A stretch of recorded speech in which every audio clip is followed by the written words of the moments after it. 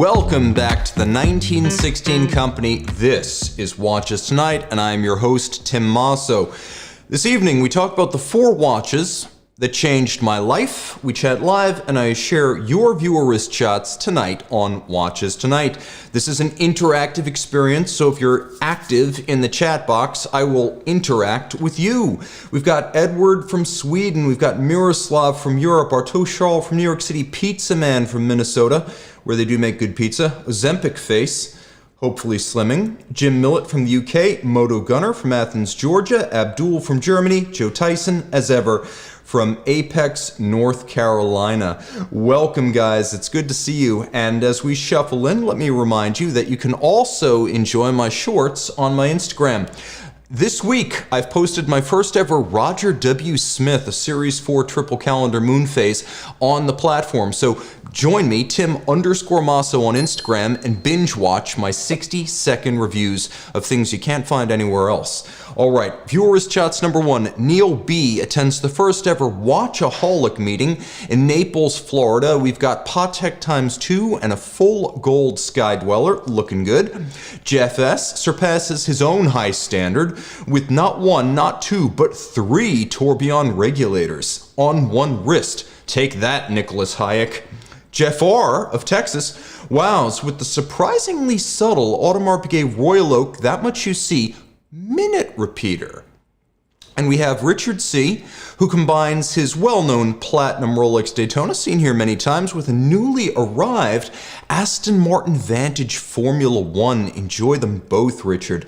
We've got Marceau R., Lakeside in New Orleans, with his Gerald Genta Arena by Retrograde in rose gold with tantalum bezel. Guys, send your wrist shots to mondaymailbag at thewatchbox.com or the1916company.com, depending on whether you want to go retro or au courant. And you can see your pieces on these pixels. What else is going on here? We got Lego Padawan Learner. We got, yeah, and I agree with you. We need more likes, man. Lego Man, he's on my side. We got Celine Driver, who says he is badly beaten up in Sarasota, Florida. And by the way, I do want to send out my thoughts to everyone in the southeast of the U.S. We used to be a Florida-based company, and we still have many friends and family in the area. So we wish all of you the absolute best. Our thoughts really are with you. And if you're out there and you want to do something nice, give $25 to the Red Cross and make sure it's for Helen and Milton recovery. Okay, Nick Costas in the box with Deech 2086 from Western Massachusetts. We've got David Remus from Northern Virginia. Celine Driver, Junior Johnson, good to have you guys with us. Okay, 4 watches that changed my life. Now, a title that pointed might sound melodramatic, but you need to consider this in context here. I was a college graduate who was supposed to become a lawyer. I was a military officer who hoped to make it a career. All of this was very serious stuff. And it didn't lead where I expected it to go. Instead, I found a career I never expected, doing something previously dismissed as a foolish hobby that I really couldn't afford. So, watches have been my life and my livelihood for over a decade now, really since 2013, when my first approaches post-Navy to pre-owned sellers on 47th Street in New York City. That was my beginning in watches, copywriting for vendors under basically pen names and ghostwriterships. So when I say certain watches changed my life, I mean that they have a direct bearing on my presence among you right here, right now. The difference between these 4 watches and the 15,000 others I've experienced is the way they changed my direction, goals, and the outcomes in the life I've lived. So we're going to go over all of that and why they've been important to me and how they've been important to me. So critically, for our long-term viewers, you may be hearing about these watches for the first time. Not only will they be new to you, but you might be surprised to learn that despite their importance, I only own 1 of these linchpin watches. So, jumping back into the box one more time. Guys, let's try to get our concurrent viewership up to 300, because you know I love that. Sutats is joining in, asking, what about cycling, your other life too? Cycling keeps me alive, and watches are my livelihood. Jeffrey Lamb, what was your dream job in the Navy? I always regretted not putting in for Intel because I took the test for that and I aced it, and I wound up in public affairs, and I think if I hadn't gotten sick, I probably would have stayed in public affairs or maybe lateraled over to Intel. But we'll talk a bit more about that in a moment. We got Mark S. from Brooklyn, Raphael from Ladywood, England, staying up late. Welcome to all. So, the first watch that changed my life was the Omega Seamaster Diver 300 meter, but not the one you think. This right here is the Seamaster Diver 300 meter I'm known for. This is my high school graduation watch, the 253180. We'll get back to that because this watch is important to me, but it was not the gateway watch to the world of Omega. No, that was the Omega Seamaster Diver 300 meter 225580. Let's go back. There we are. Okay, so you might be surprised to know that the story of my initial Omega Seamaster Diver 300 meter started with a completely different version of the same watch. And if we want to be really thorough, the story started with a Rolex Explorer 2 transitional era and the Submariner in the late 1990s. My uncle, who was an actor, had a bit part in The Natural, and he used his whole paycheck from that role to buy a transitional reference Explorer 2. So really cool watch. He showed it to me and he told me that it would automatically wind itself just by wearing it. And at this point I was probably about 14 years old and that was the coolest thing I ever heard in my life. So that got me kind of turned on to the idea of mechanical watches because I'd never really seen one before. Everything had just been powered by a battery. And other than Looney Tunes and Bugs Bunny, I didn't even know mechanical winding watches still existed. After that, I begun to sort of latch on to the Submariner, mostly from late night TBS James Bond marathons from the Sean Connery and Roger Moore era. So I was really into the idea of Rolex, and then more focused, it was going to be the Submariner. But here's the thing.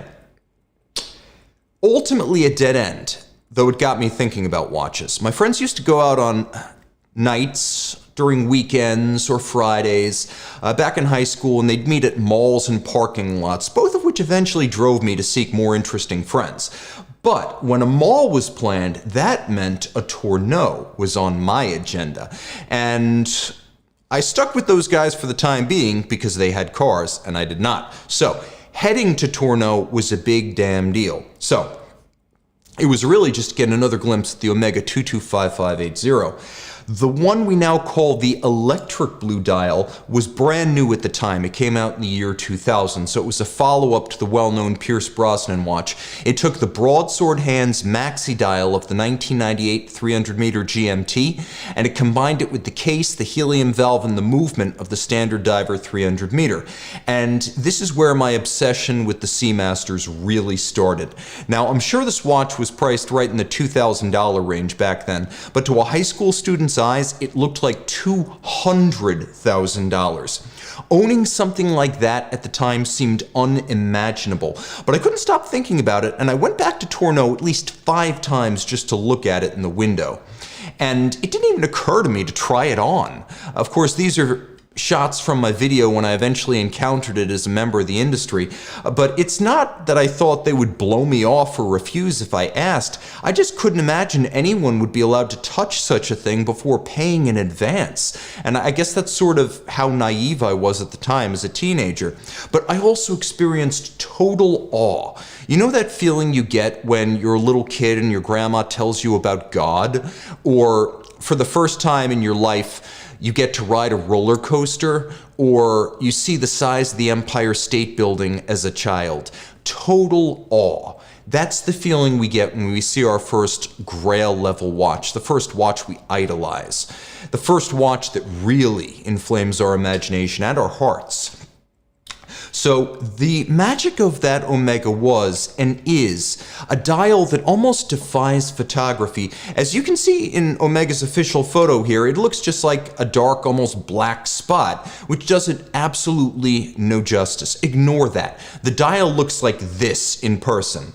That's a nuclear reactor core. This dial looks like that. It almost seems to reflect back more light than is directed at it in the first place. Almost like it has intrinsic luminescence powered by an otherworldly glow. After seeing that Omega, I was done with Rolex. Suddenly, I had an entirely different perspective, and one I consider to be a much more accessible perspective.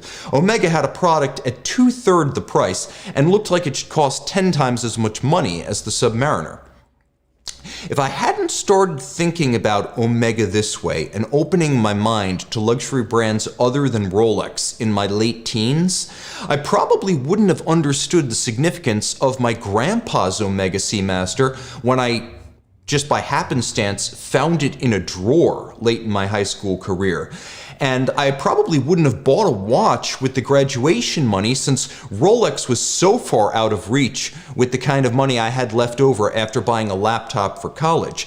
The electric blue Omega pointed me towards my future in more ways than I can count. As a fan of the Omega brand, as an owner of a luxury watch, and in the long term as a collector and a professional in the industry, I owe all of that to my very first dream watch. Maybe even we could say my first dream dial, that original electric blue.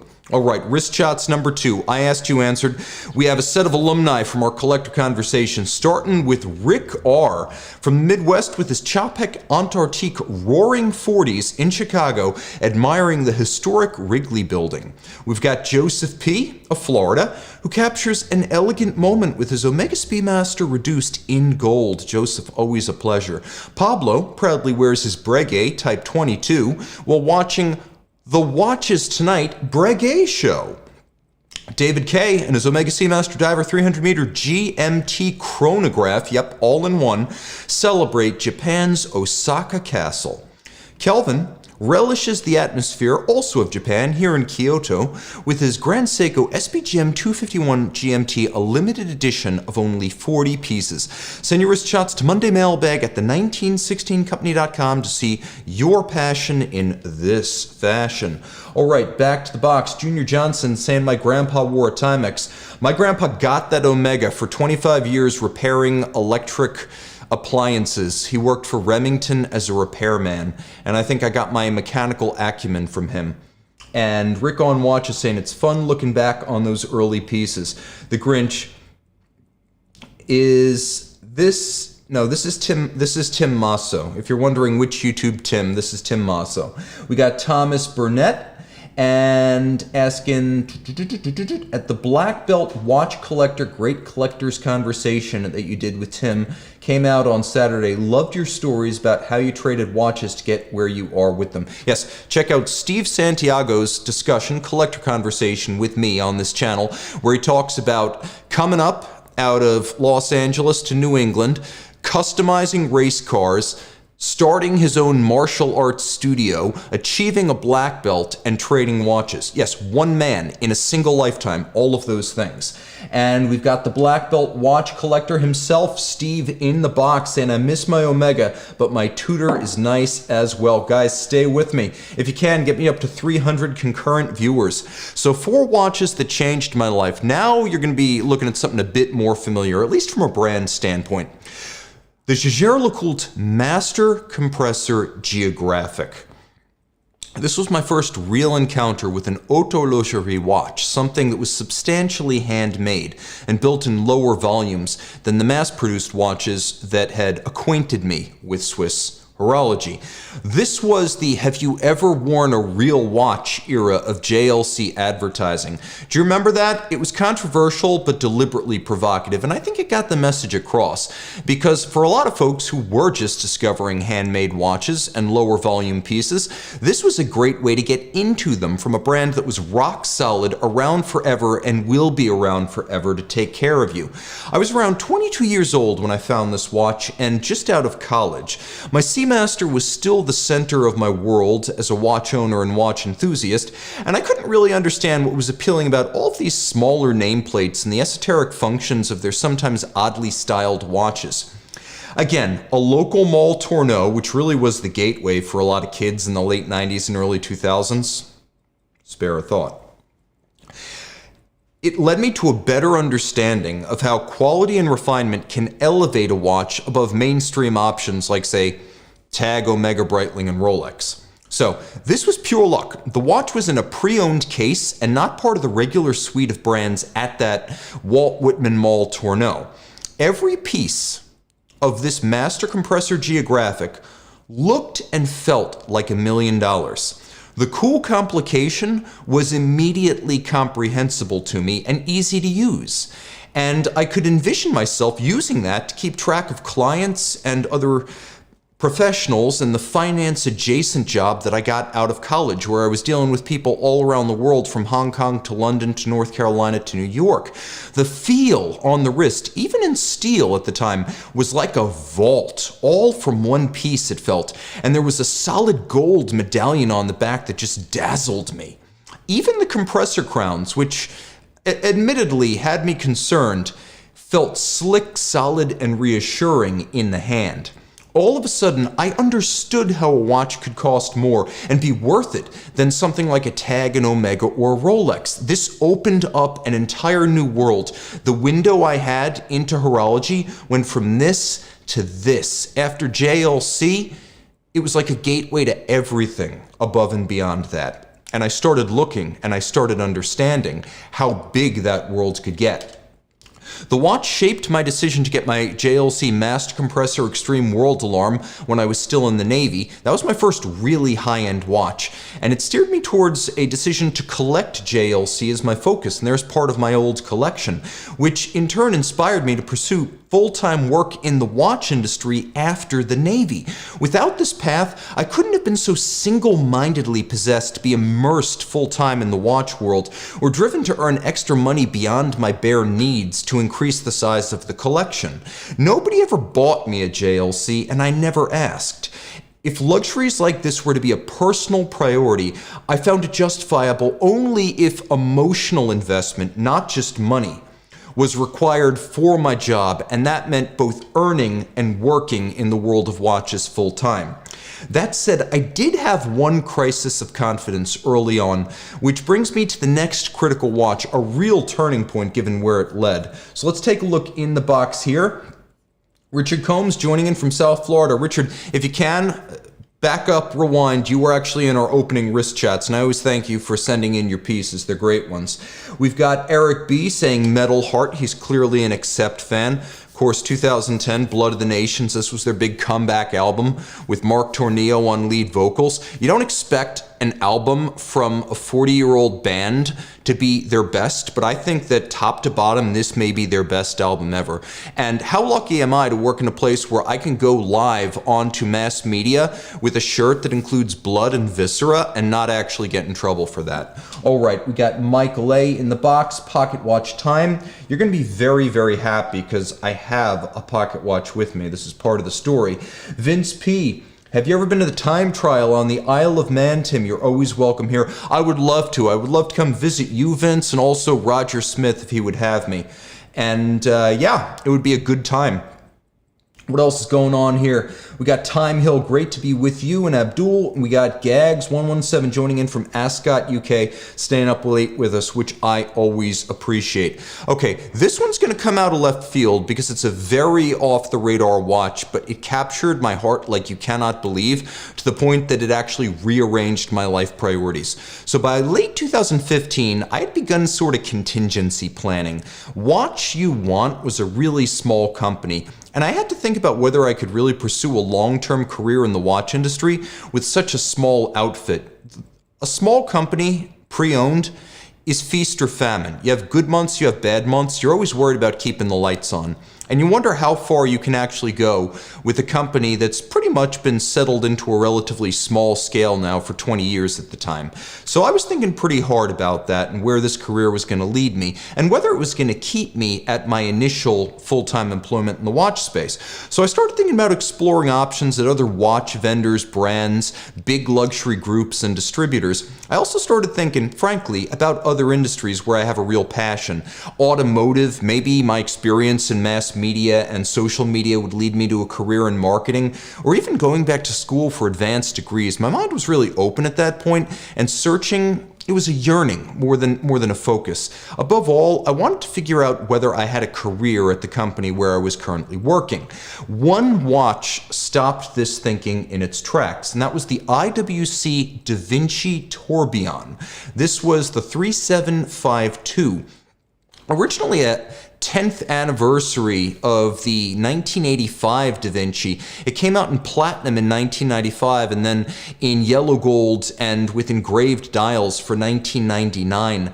It was the ultimate evolution of the Hanno Bürtscher reimagining of the hinge lug Da Vinci that came out as a perpetual calendar chronograph in 1985. So this took everything that had, the perpetual calendar and the chronograph and the aventurine moon phase, and it took it to the next level. This watch had it all. 39 millimeters, gold or platinum, combined with the chronograph, that aventurine moon phase disc, the Kurt Klaus perpetual calendar system, and a caseback flying tourbillon.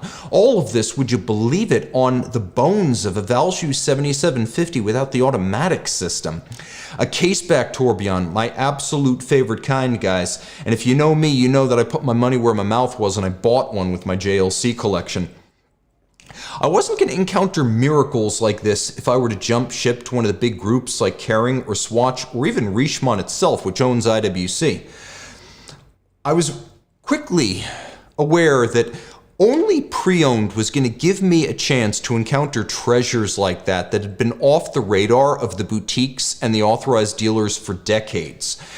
Being in the aftermarket always was going to be a constraint on my access to new watches, events like Baselworld and SIHH, and even the respect I received from brand personnel employed by the companies. But when the caseback of a watch looks like this, and you know you're only going to find it working in the pre-owned space, all of a sudden, you realize you don't need the OEMs and you don't need the groups. In the end, I stayed at Watch You Want in 2015, which became Watchbox in November of 2017, and that became the 1916 company just in the last year. Now we have IWC as a brand we sell new, and we have the pre-owned IWC watches and everything else too. So I wound up with all the marbles, as they say in England. All right, this watch is also responsible for my extraordinary level of attachment to 1980s and 1990s IWC designs. You probably realize this if you're a long-time viewer. I talk about this watch, the split-second version of it, the 3770 Grand Complication, the 1995 5240 Portuguese minute repeater, or the Ingenieur 500,000 ampere per meter 3508. I love all of those watches, and they get an awful lot of screen time on this show, given that I very rarely have them to sell to you. I just love them.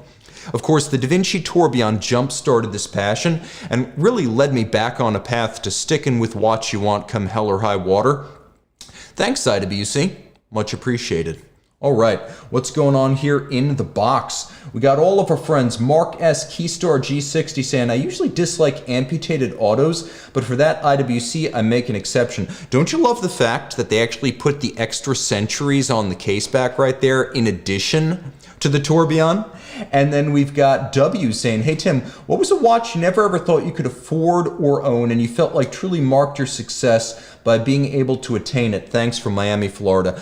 I would say the watch beyond imagination was my Reverso Platinum No. 2 tourbillon, where I had a platinum watch that originally sold for $144,000 in 2003, and I bought it for $35 grand in 2016.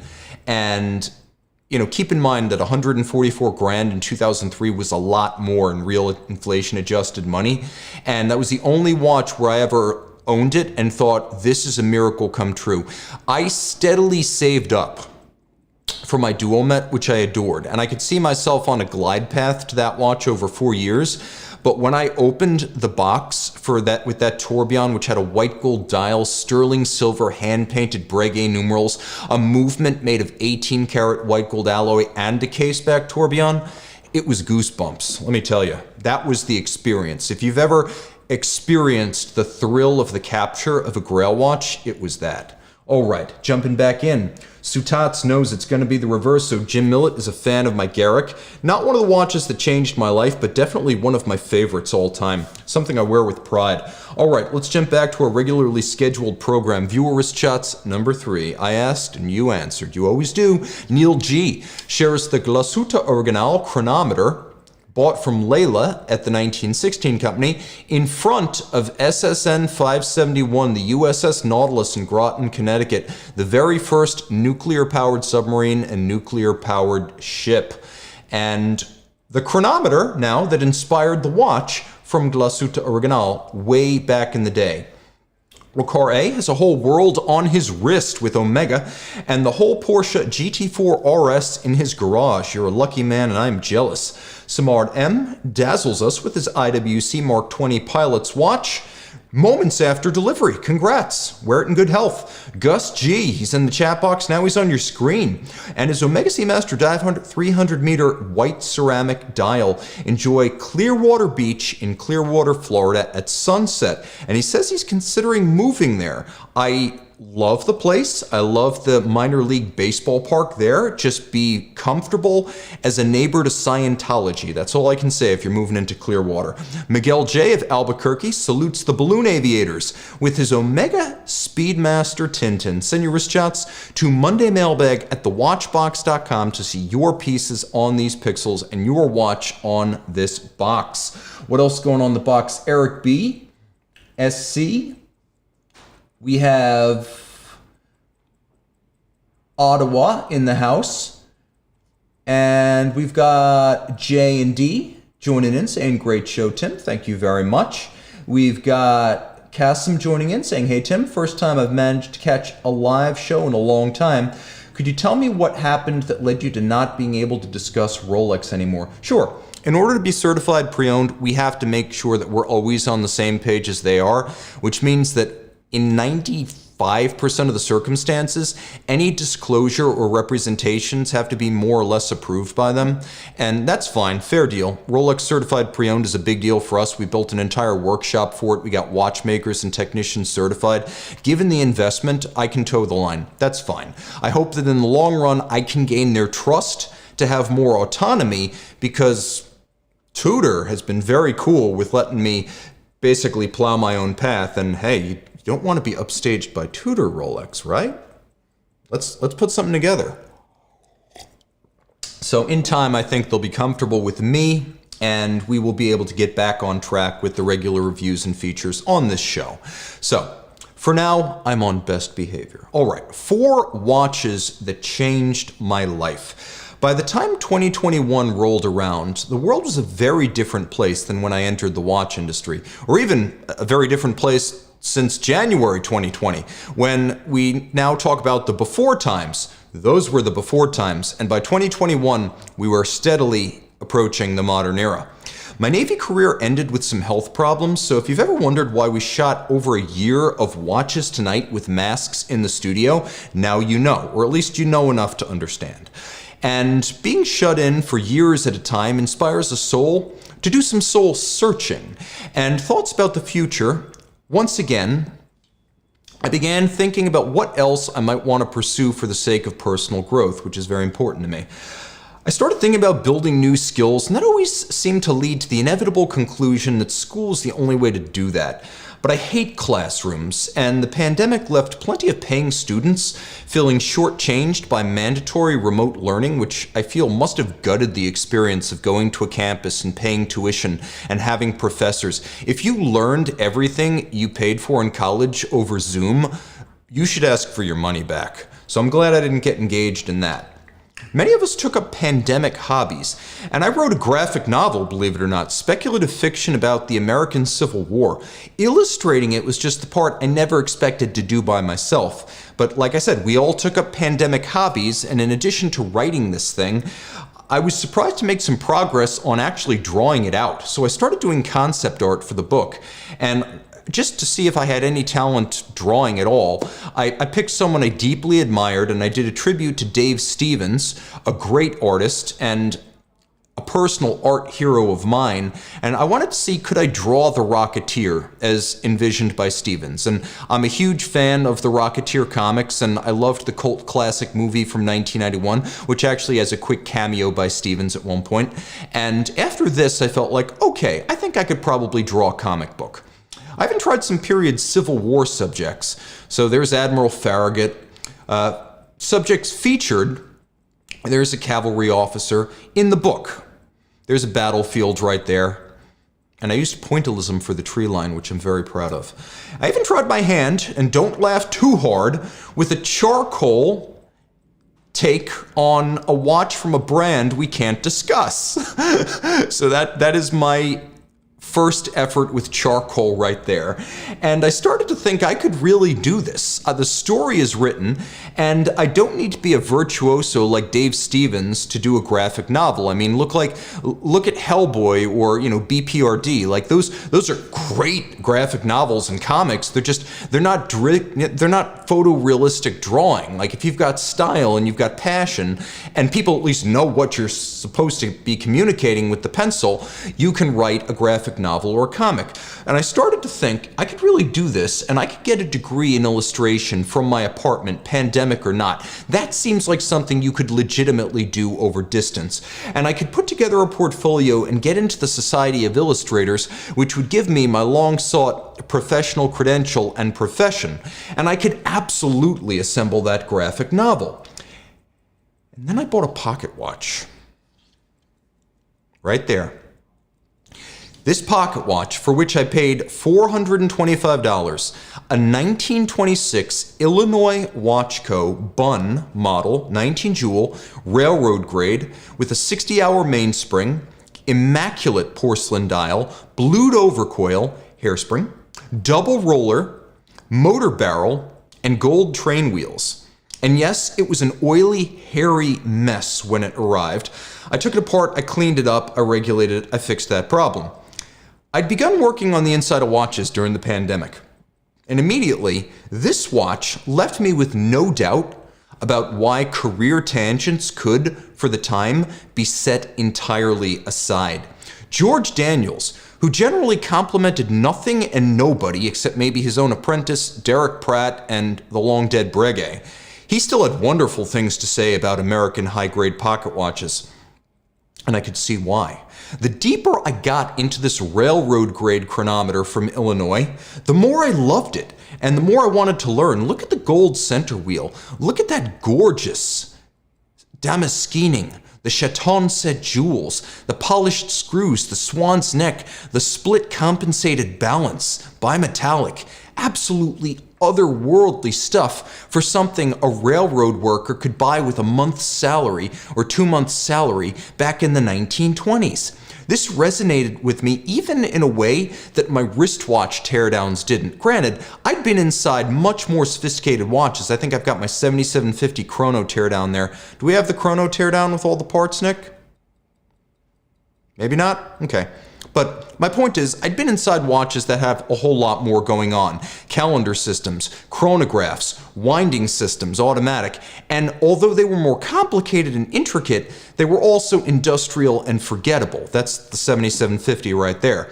So all of a sudden, I had this watch that had the bare minimum of parts to tell time. And I was dreaming about this thing when I was asleep. All of the parts were museum pieces and articles of genuine history. These museum piece parts, they were mass-produced but beautiful in their engineering. And I was aware of acting, and that's the keyless work system right there. By the way, lever set, according to the rules laid down by Webster Ball, for American railroad watches, you can see how the lever setting system works. To engage the setting, you have to pull that little lever over on the left-hand side. Even these parts were beautiful. And here's the thing. They were almost like my wards. I was acting as caretaker for my country's dormant watchmaking history all of a sudden. Break apart on a Sellita SW300 or an ETA 2892 and you order another one. Break apart on a 100-year-old American pocket watch and that part will never be remade.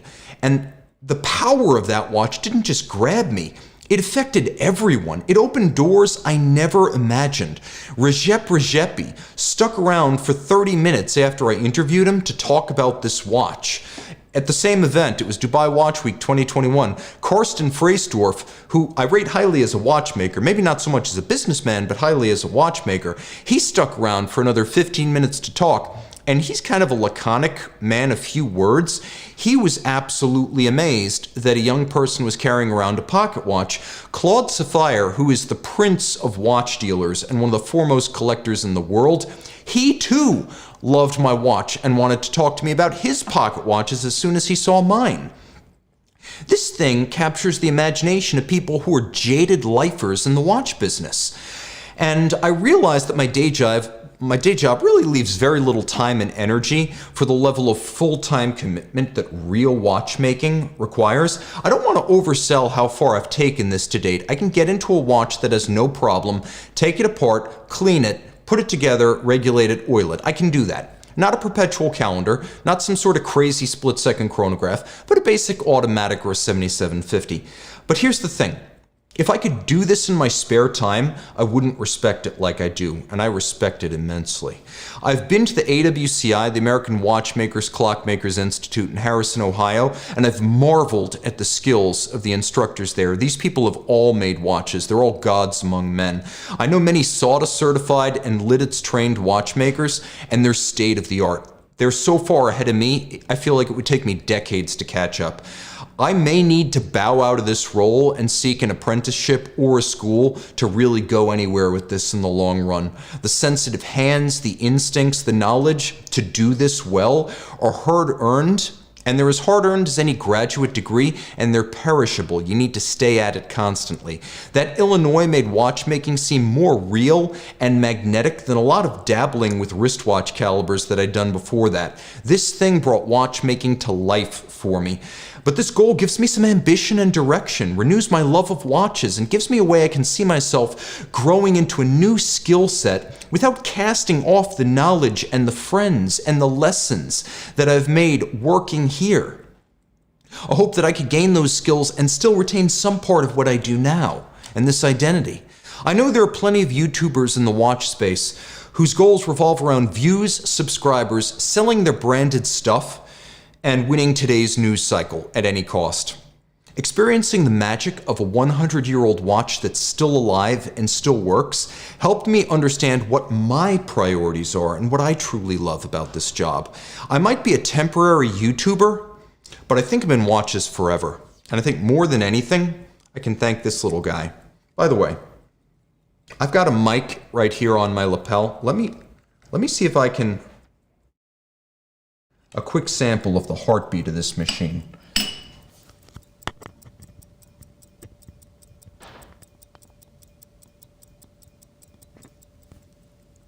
That little thing is alive. Okay, guys. Viewer wrist shots number 4. Paul I and his Rolex Daytona salute the yachts in America's city of sails, Newport, Rhode Island. That's where I went to boot camp. Believe me, my side of that was not as much fun. Gary sports his Zinn 836 created with Germany's oldest hunter's magazine, Wild und Hund, started in 1894. And Stephen E. executes a classic wrist shot with his titanium Hermes H08. Adam K. is at the GP Festival, that is the Grand Prix Festival, not Gerard Perregaux, in Watkins Glen, New York, home of my aunt and my uncle, as well as my cousins. And he's there with his vintage Landeron-powered Nicolet chronograph. Kingsley Y takes us home with his Grand Seiko SPGM 241 Toge on a visit to Lisbon on a beautiful early fall day. Guys, send your wrist shots to mondaymailbag@thewatchbox.com to see your wrist on my list. Thanks to Nick, who did a great job on the streamer and the switcher tonight. And thanks to all you in the box who make the best job in watches possible. Thanks for sharing these personal moments and memorable occasions in my life in watches. And until the next time, time out.